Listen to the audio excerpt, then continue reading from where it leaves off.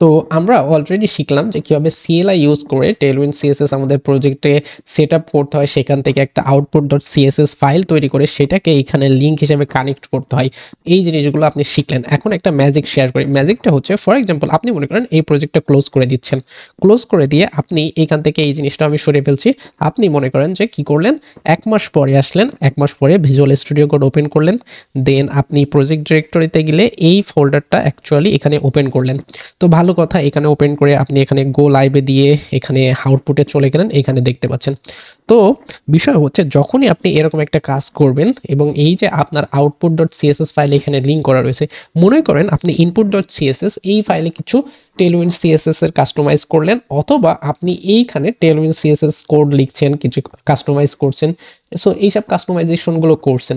তো যখনই আপনি এখানে কাস্টমাইজেশন রিলেটেড কাজ করবেন, তখনই কিন্তু এই যে output.css ফাইলে সেই জিনিসটা আপডেট করতে হবে, কারণ এই আউটপুট ফাইলটা কিন্তু আমাদের ইনক্লুড করা, আমাদের কিন্তু ইনপুট ফাইলটাই ইনক্লুড করা না। ফর এক্সাম্পল মনে করেন যে এইখানে আমি একটু দেখাই, আমরা এখানে বডিতে বলে দিচ্ছি, দেখেন আমরা একটু প্লেন CSS লিখছি, বডিতে আমরা বলে দিচ্ছি এটা কি হবে, বিজি ব্যাকগ্রাউন্ড কালার হিসাবে আমি ব্ল্যাক করে দিচ্ছি। এবং আপনি যদি এইখানে এসে দেখেন যে আমাদের এখানে কিন্তু দেখেন এটা কিন্তু ব্ল্যাক হয়নি, আমরা এইখানে index.css ফাইলে ব্যাকগ্রাউন্ড বডিকে আমরা ব্ল্যাক করে দিলাম, কিন্তু আমাদের এইখানে এসে দেখেন আমরা যতই রিফ্রেশ করি এটা কিন্তু আপডেটেড হবে না। আপডেটেড হয়েছে, এর ব্যাকগ্রাউন্ড কি ব্ল্যাক হয়েছে, হয়নি। তো এই যে জিনিসটা অ্যাকচুয়ালি আমাদের কি করতে হবে, আমাদের এইখানে এই input.css ফাইলের বেস করে এই output.css ফাইলটাকে আপডেটেড রাখতে হবে। দ্যাট মিনস আমরা যে কমান্ডটা ইউজ করছিলাম, এইখানে দেখেন এইখানে একটা কমান্ড আমাদের প্রোভাইড করছিল, যেটা অ্যাকচুয়ালি কি করছে, এই CLI-তে বিল্ড করছিল আমাদের ইনপুট ফাইলটাকে নিয়ে আউটপুট ফাইলে, এই যে output.css ফাইলে কনভার্ট করছিল।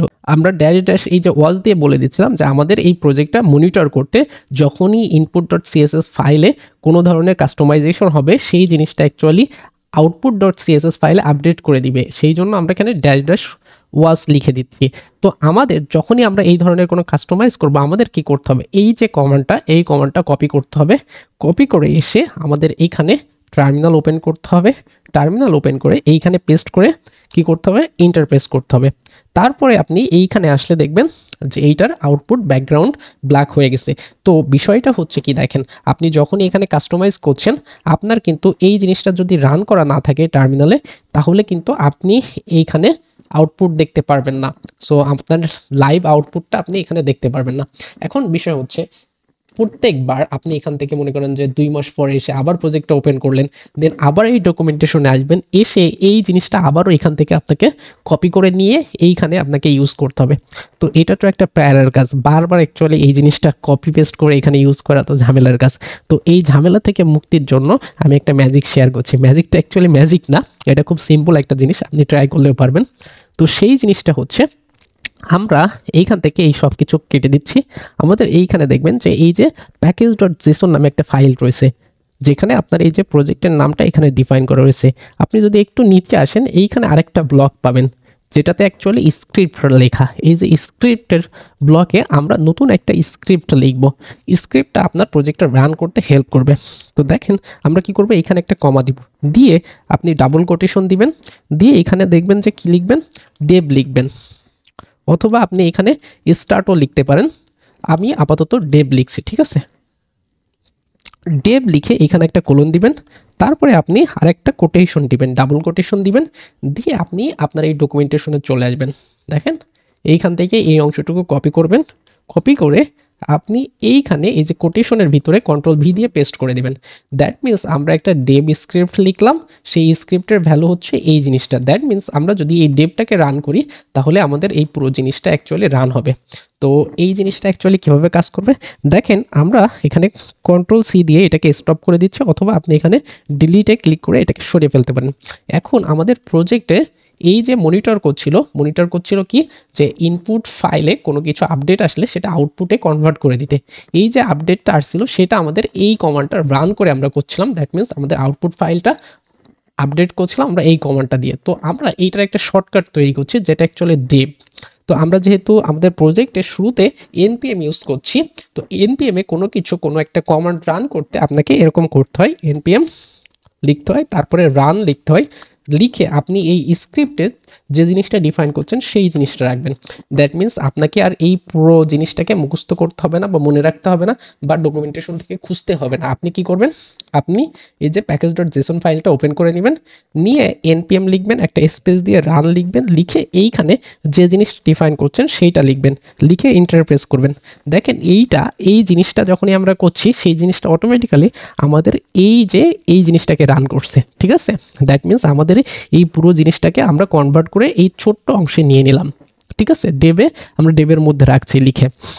তো আমাদের যেহেতু দেখেন এটা এক্সিকিউট হচ্ছে, তো এক্সিকিউট যখন হচ্ছে তখন দেখেন আমাদের আউটপুট কিন্তু এখনও ব্যাকগ্রাউন্ড ব্ল্যাক আছে। এখন আমরা একটু ব্যাকগ্রাউন্ড চেঞ্জ করি, এখান থেকে কেটে দিচ্ছি, আমরা input.css ফাইলে আসছি।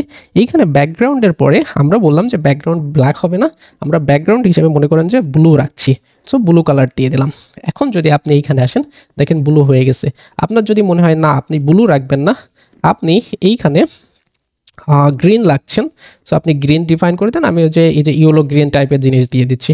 দেখেন অটোমেটিক্যালি এটা কিন্তু অলওয়েজ রান থাকছে এবং আপনি এখানে লাইভ আউটপুট পাচ্ছেন। আপনার যদি মনে হয় কিছুটা প্যাডিং দরকার, দেখেন আমি প্যাডিং দিয়ে এখানে দেখেন 10 পিক্সেল দিয়ে দিচ্ছি, তাহলে এখানে দেখবেন 10 পিক্সেল প্যাডিং পাচ্ছে। আপনার যদি মনে হয় যে টেক্সট কালারটা চেঞ্জ করতে হবে, আমি এখনও টেলউইন সিএসএস এর ক্লাস লিখছি না, কিন্তু আমি শুধুমাত্র কি করছি, আমি বেসিক সিএসএস লিখছি এখানে। তো বেসিক সিএসএস লিখে আপনাদেরকে অ্যাকচুয়ালি বোঝানোর চেষ্টা করছি। আমি এখানে হোয়াইট দিয়ে দিলাম। দেখেন আমাদের এইখানে যখনই ইনপুট ফাইলে কোনো কাস্টমাইজেশন হচ্ছে সেটা অটোমেটিক্যালি এই আউটপুট ফাইলে কি হচ্ছে, আপডেট হচ্ছে। দেখেন এইখানে আমরা একটু ক্লোজ করি, আমাদের এই দেখেন বডিতে দেখেছেন, এই যে বডিতে আমরা এইখানে ইনপুটে যা লিখছি, দেখেন এই যে যা লিখছি আমাদের বডি সেকশনে গিয়ে দেখেন সেই জিনিসগুলো এইখানে চলে আসছে। দ্যাট মিনস আমাদের ইনপুট ফাইলের জিনিসগুলো কম্পাইলড হয়ে আমাদের আউটপুট ফাইলে অ্যাড হয়ে যাচ্ছে। আর সেই আউটপুট ফাইলে যখনই অ্যাড হচ্ছে তখনই আমরা আপডেটেড ইনফরমেশনগুলো এইখানে দেখতে পাচ্ছি। তো এই হচ্ছে আমাদের প্রসেস ছিল। আচ্ছা, আপনি বলতে পারেন এখানে কালার হোয়াইট ইউজ করলাম কিন্তু এইখানে ইউজ হয়নি কেন, এইখানে এখনও রেড রয়েছে কেন রয়েছে? কারণ হচ্ছে দেখেন আমাদের যখন সিএসএস শিখছিলাম আমাদের কিন্তু একটা জিনিসের নলেজ ছিল যে ইনলাইন সিএসএসটা যখন আমরা ডিরেক্টলি সিএসএস এইখানে ইউজ করি এইচটিএমএল এর ভিতরে প্রায়োরিটিটা বেশি। আমরা যে ইনপুটে যে এই জিনিসটা এখানে ডিফাইন করছি তার চেয়ে কিন্তু আমাদের ইনলাইন সিএসএস এর প্রায়োরিটি বেশি, সেই জন্য ও অ্যাকচুয়ালি রেড করছে। আমি যদি এইটা সরাই দিই তাহলে আপনি এখন দেখতে পারবেন যে আমাদের ওইখান থেকে হোয়াইট দেখা যাচ্ছে। দ্যাট মিনস আমাদের কিন্তু এখন এই ইনপুটে যে হোয়াইট ডিফাইন করা রয়েছে সেটা যদি আপনি এখানে এখন ব্ল্যাক করে দেন, দেখেন ব্ল্যাক করে দেন, আমরা এইখানে আসি তাহলে দেখবেন যে এটা ব্ল্যাক হয়ে গেছে। দ্যাট মিনস আমাদের এখানে কিন্তু প্রায়োরিটি লেভেলও ঠিক রাখছে। আপনি যখন ইনলাইনে কিছু লিখবেন সেটার প্রায়োরিটি সবচেয়ে বেশি আর এক্সটার্নাল জিনিসের প্রায়োরিটি একটু কম, ঠিক আছে। আগে হচ্ছে কি করবে, প্রায়োরিটি দিবে হচ্ছে ইনলাইনে আপনি কি সিএসএস লিখছেন, এই যে ক্লাস অ্যাট্রিবিউটের ভিতরে কি সিএসএস লিখছেন সেইটাকে আগে প্রায়োরিটি দেবে। তো এইটাই ছিল আমাদের ম্যাজিক। আমরা সুন্দর করে একটা ছোট্ট স্ক্রিপ্ট ডিফাইন করা শিখলাম, যেই স্ক্রিপ্টটা অ্যাকচুয়ালি আমাদের এই বড় কমান্ডটাকে রান করে এবং আমরা সহজে মনে রাখতে পারি, বা মনে না রাখলে আমরা এই প্যাকেজ.json এসে দেখতে পারি যে এখানে কি স্ক্রিপ্ট লেখা রয়েছে। আর এই স্ক্রিপ্টটা রান করার জন্য আমাদের কি করতে হয়, টার্মিনাল ওপেন করে npm লিখতে হয়, স্পেস দিয়ে রান লিখতে হয়, তারপরে ডেভ লিখতে হয়।